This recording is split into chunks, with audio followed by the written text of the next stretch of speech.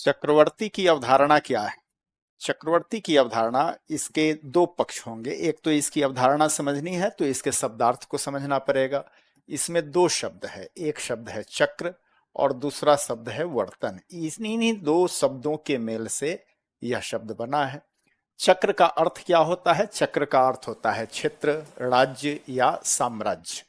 अर्थात जिसके साम्राज्य का चक्र हमेशा वर्तन करे, यानी घूमता रहे, गतिशील रहे, इसका मतलब होता है गतिशील होना। तो चक्रवर्ती का शाब्दिक अर्थ हो गया वह शासक जिसके राजनीतिक प्रभाव में निरंतर वृद्धि होती रहे, जिसका राजनीतिक प्रभाव निरंतर चलता रहे, यानी जो चारों दिशाओं में अपने राजनीतिक प्रभुत्व को स्थापित कर लेता है। यह इसका सामान्य अर्थ है।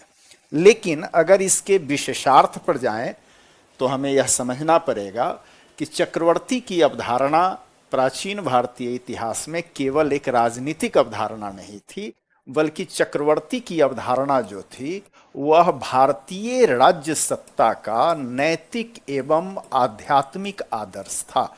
ये क्या था?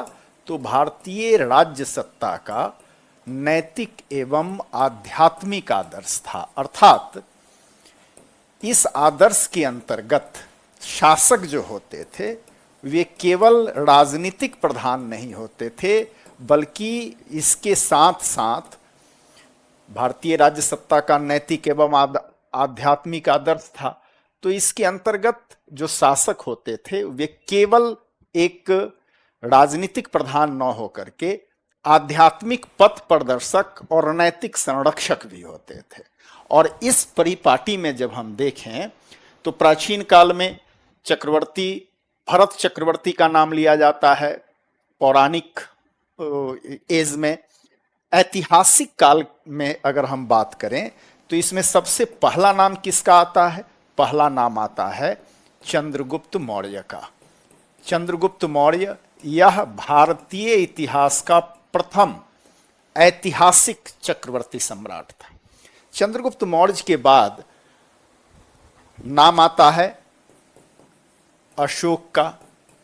अशोक ने चक्रवर्ती की अवधारणा में जो इसका नैतिक पक्ष है वह जोड़ दिया, क्योंकि यह धम्म विजय की बात करता है।